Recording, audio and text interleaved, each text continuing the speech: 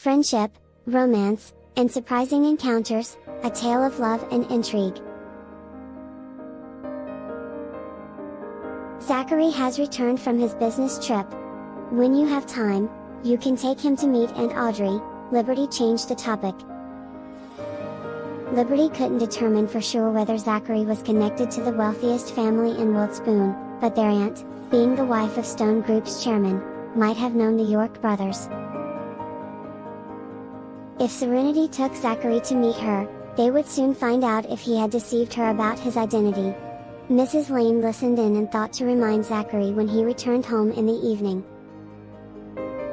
It would be wise for him to confess to Serenity as soon as possible. Zachary mentioned he won't be free until after New Year's. His company is organizing an annual dinner, Serenity explained. Does his company allow employees to bring their family members to the annual dinner? Did Zachary say he'd take you? Liberty, familiar with corporate culture, believed that if Zachary dared to bring Serenity to the event, then perhaps she was overthinking his identity. He might truly have no connection to the wealthiest family in Wiltspoon. Yes, he said he'd give me an invitation to his company's annual dinner, Serenity replied, which put Liberty's worries at ease. She might indeed be overthinking things. Since she wasn't working at her store that day, Serenity planned to spend time with Zachary after picking him up from work. Liberty had already prepared Serenity's favorite dishes for lunch. When Serenity asked her nephew Sonny if he wanted to join Aunt Swear, Serenity, in picking up Uncle Zachary, the little boy enthusiastically agreed. He had recovered from his earlier trauma and loved spending time with his aunt. Before leaving, Serenity asked Mrs. Lane to help her sister cook lunch. Mrs. Lane gladly agreed and assured Serenity that she and Mr. York, Zachary, would have a hot meal waiting for them upon their return. After arriving at York Corporation, Serenity noticed Elisa at a nearby milk tea shop. Elisa saw her too and excitedly greeted Serenity as she came out of the car with Sonny in her arms. Elisa adored Sonny and greeted him with affectionate kisses. Curious about Elisa's presence, Serenity asked, "Elisa, what brings you here?" Serenity understood that it would take time for Elisa to let go of her feelings for Zachary. It had been a while since Elisa bothered him, so she must have come to secretly catch a glimpse of him. It must be painful for Elisa to love someone who didn't reciprocate her feelings. Elisa casually mentioned that she had tried the milk tea at the shop before and found it nice, but now she thought it was just average. Serenity knew it was because Elisa used to wait for Zachary while having the milk tea, making the experience special. Now that she no longer had him to wait for, it felt different. Elisa asked if Serenity was waiting for her husband to finish work. When Serenity mentioned they would visit Aunt Audrey after New Year, Elisa understood, considering Zachary's busy schedule. She offered Serenity a cup of milk tea, but Serenity declined, saying she didn't want to spoil her lunch plans. Elisa inquired about Liberty's well-being and shared that her mother wanted to help the Hunt sisters but was declined, so she could only watch from afar. Serenity replied that they were still young and capable of earning a living on their own. Elisa admitted that her second brother, Anthony, was sly and not ready for marriage. As for herself, she confessed that she couldn't forget about Zachary. Serenity tried to encourage Elisa, telling her she deserved better. Elisa agreed confidently, and the two shared a smile. Serenity then realized why Clive didn't want her to mention Zachary's last name in front of Elisa, to avoid upsetting her. As they were talking, a convoy of cars came out of York Corporation. Elisa recognized one of the car plates and quickly recalled where she had seen it before. She excused herself, saying she had something to do, and left in a hurry, waving to Serenity. The cars that departed from York Corporation were in line with Mr. York's usual practice. However, that convoy did not belong to Zachary, it was Remy Johnson's, the fifth son of the Johnson family, who always traveled with a group of bodyguards. Remy was about to return to Annenberg but had been sent by his elder brother to York Corporation to invite Zachary to their elder brother's wedding. That's why he was present at York Corporation. Elisa noticed Remy's car, but she didn't recognize him. She's curious to know if anyone else, besides Zachary, had such grand arrangements in Wilkes-Barre. Elisa sped past Remy's convoy, overtaking him on the road. However, her joy was short-lived as her car came to a sudden halt after just 2 minutes. She had a flat tire, forcing her to pull over urgently and inspect the damage. Elisa was puzzled about how her tire could have started leaking. As she got out of the car, she noticed Remy recognizing her from behind. Remy's driver also remembered her from a previous encounter when he had given her way. Remy ordered his driver to stop the car, and they parked next to Elisa's vehicle. He suspected that Elisa was there because of Zachary, knowing about her past pursuit of him. However, since Zachary had announced his marriage, Elisa had stopped bothering him. Curious about the situation, Remy's driver approached Elisa to inquire about the flat tire. She explained that she must have driven over something sharp, causing the leak. Elisa didn't remove the object herself but called for a tow truck instead. She then tapped on Remy's car window to get his attention. Upon seeing Elisa, Remy stepped out of his car to help. Elisa was surprised to see an unfamiliar face since Remy wasn't someone from her social circle. Remy introduced himself as Johnson from Annenberg, explaining that he worked in Wilkes-Barre and had little time for social activities. Elisa wondered if he worked for FC & Co. in Annenberg and inquired about his position in the Johnson family. Remy confirmed that FC & Co. was indeed his family's business, and he was the fifth son. Elisa realized that Remy's grand entourage was justified since he was the most ostentatious among his brothers, always surrounded by bodyguards due to his lack of martial arts skills. FC & Co. and York Corporation had a deep partnership, and Elisa learned that Remy was in charge of FC & Co.'s branch in Wilkes-Barre, explaining his presence at York Corporation.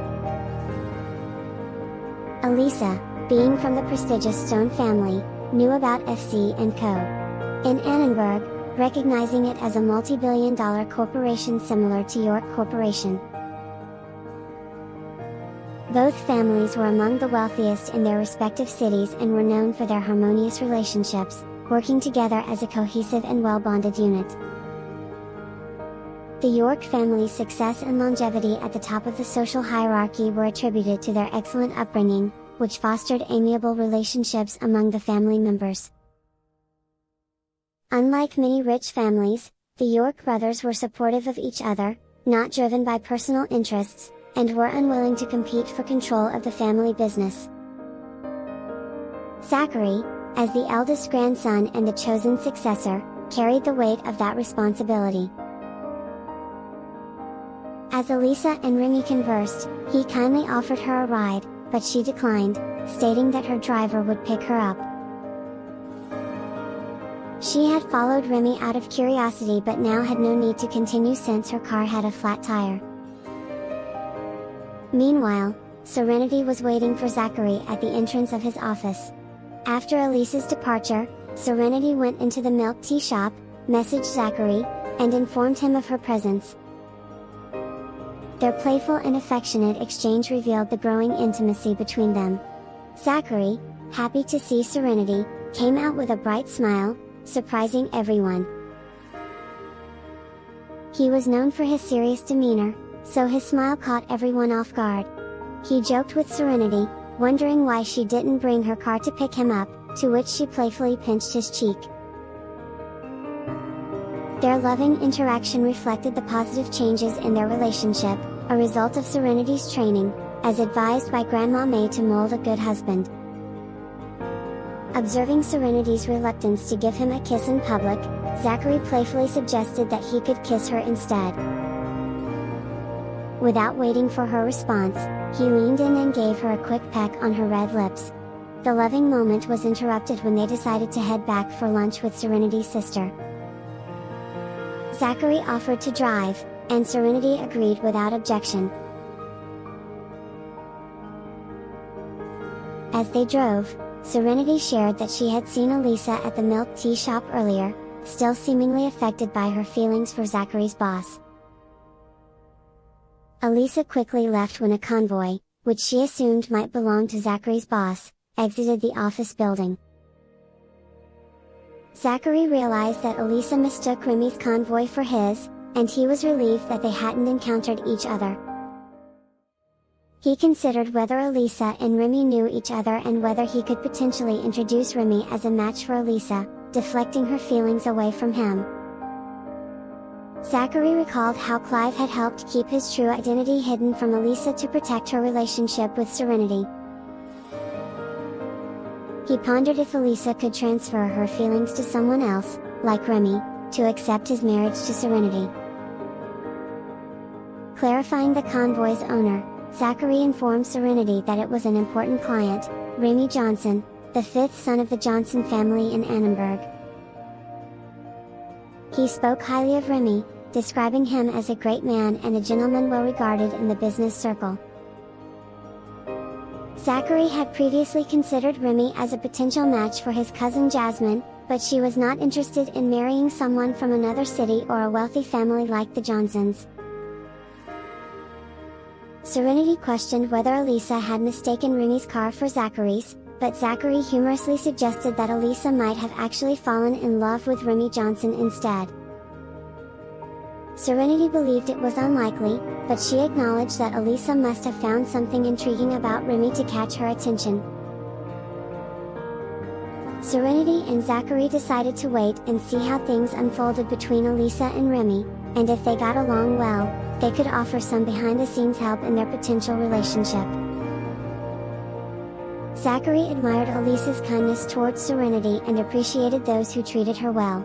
They stopped at a supermarket, and Zachary planned to buy some fruit for Sunny.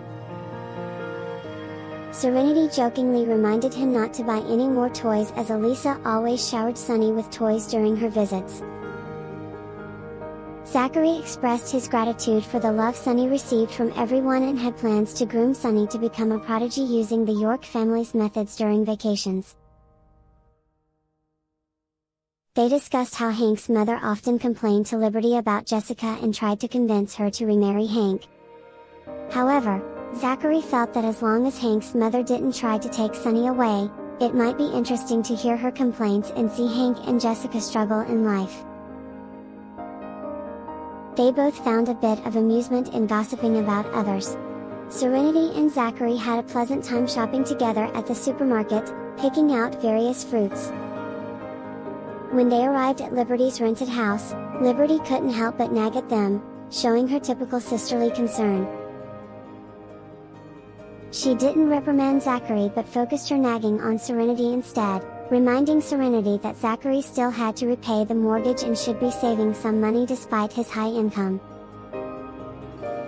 Liberty also mentioned that expenses would increase when they had children, but Serenity assured her that they were not short of anything and that Zachary was just being nice. To alleviate any discomfort that Liberty might have about accepting gifts from Zachary, Serenity offered to transfer the money back to him later, treating the purchases as her own gifts to her sister. Playfully, she also teased Liberty about being partial to Zachary, but Liberty playfully responded by poking her forehead lightly. Liberty was reminding her that Zachary's family was kind to her and that she, too, needed to treat him well as family. The lunch went well, and after sending Zachary back to his office, Serenity made plans to have dinner with her friend Jasmine. Zachary, who had been in an unusually good mood all afternoon after being chauffeured by his wife, took the opportunity to invite his friends, Duncan and Josh, to dinner. He thought it would be a great chance to create a situation where he could have dinner with Serenity later. In the office, Josh couldn't help but tease Zachary about his happiness. Zachary playfully responded that Josh wouldn't understand the happiness of a married man until he had a wife of his own. Josh, who was actively pursuing a future wife, playfully challenged Zachary, saying that he was working hard on his love life and would show off his happiness once he found someone. They joked about showing off their love in front of their bachelor friend, Duncan, hoping it might trigger some thoughts about his own love life. When Duncan's love life was brought up, Zachary's cheerful mood dimmed a little. He mentioned that the elders of the Lewis family were anxious about Duncan's marriage, but their expectations were quite high. Unlike their families, which could accept partners they liked, the Lewis family had stringent criteria for marriage. Zachary expressed concern for his friend and hoped that Duncan would find happiness in his own time. Mrs. Lewis had high expectations for her son Duncan's future partner. She believed he deserved to marry a woman from a family with assets worth several billions of dollars, matching his own wealth of tens of billions. Mrs. Lewis seemed friendly on the surface but was actually condescending, only engaging with women of similar status and looking down upon others. Josh knew that finding a woman who could satisfy Duncan's mother was challenging, so Duncan gave up on dating altogether, claiming that he simply didn't like anyone at the moment. Zachary teased Josh about his romantic pursuits and mentioned that there were gossips related to him and Drake, wondering if he wanted to hear them. Josh playfully acknowledged that he was quite familiar with gossip and admitted that he was trying to woo Jasmine through her younger brother Drake. He explained that Jasmine seemed to be hesitant about his wealthy background and wasn't interested in dating him because of it. So, he decided to get closer to Jasmine by spending time with Drake. Zachary, impressed by Josh's strategy, shared his plan to invite Jasmine to the company's annual dinner and have Serenity help convince her to attend as his companion. Josh was delighted and looked forward to making Jasmine his partner for the event and beyond. Later, as Zachary and Josh prepared to head to the restaurant, they left Duncan behind, who was the only one among them without a partner. Duncan thought they would be the trio of eligible bachelors, but now he found himself alone and yearning for a companion. After leaving the office, Zachary joined Josh in his car. Josh teased Zachary about not using his luxury car and opting for the MPV he bought to deceive his wife. Zachary explained that he didn't want his wife, Serenity, to worry about his spending, so he preferred being seen with Josh occasionally.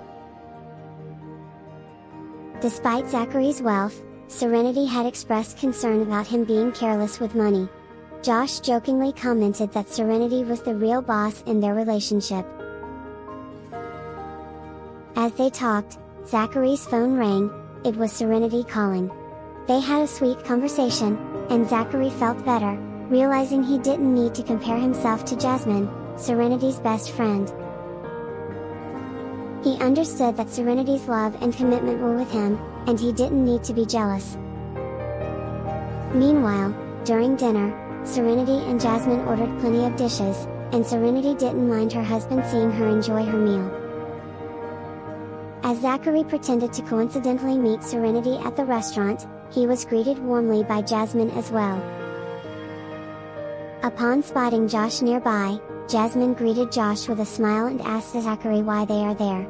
Serenity spotted Josh and Duncan and was surprised. She inquired, "Didn't you mention that you were going to have dinner with Mr. Buchan and a client?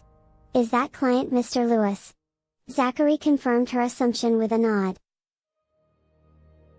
He then motioned to his friends, and they both approached the table one after the other.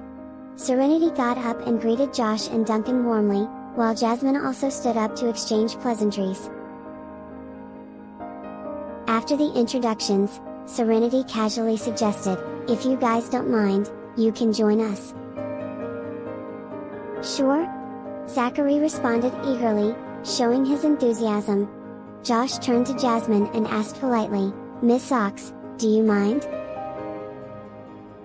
Jasmine glanced at Duncan, feeling slightly uncomfortable that he seemed to be overlooked. She addressed him directly, "If Mr. Lewis doesn't mind, we can eat together." Duncan felt a bit like the third wheel in this gathering, as his friends were accompanied by their partners. Nonetheless, he joined the table with a smile, and they ordered additional dishes to accommodate the new guests. As they settled down, Duncan inquired about Serenity's sister and Sunny, wondering why they weren't present. The atmosphere seemed a little awkward as everyone turned their attention to him. Quickly realizing his potential misstep, Duncan explained, "I was just curious since Serenity is usually so attentive to her sister and Sunny. I apologize if it was an inappropriate question." Serenity graciously responded, "No need to apologize, Mr. Lewis. My sister is currently on a weight loss journey, so she prefers to eat at home to stay focused. And Sunny is very attached to her, especially at night, so if she doesn't come, he won't either." Duncan expressed his fondness for Sunny, stating that he was always scared of him but adored the young boy nonetheless. He complimented Liberty's weight loss efforts, estimating that she might reach her desired weight in about 3 months. Feeling the gaze of the others on him, Duncan sensed some misinterpretation and hastened to clarify, "I hope you don't misunderstand. I care about Liberty because she used to work for me and is now my tenant. My fondness for Sunny naturally extends to his mother. But there's no romantic interest, I assure you." Josh interjected with a smile, lightening the mood, "Duncan, you're overthinking it. We weren't assuming anything about you and Liberty. But hey, sensitivity can be a good quality." Duncan playfully kicked Josh under the table, emphasizing that his interest was solely in Sunny and that any thoughts of pursuing Liberty were baseless. He saw Liberty as a friend and nothing more, despite their occasional clashes. Thanks for watching. Please subscribe to my YouTube channels, La Novella de Voz and the Voice channel. Don't forget to hit all from the notification bell, so you will get notified whenever a new video is uploaded. Thank you.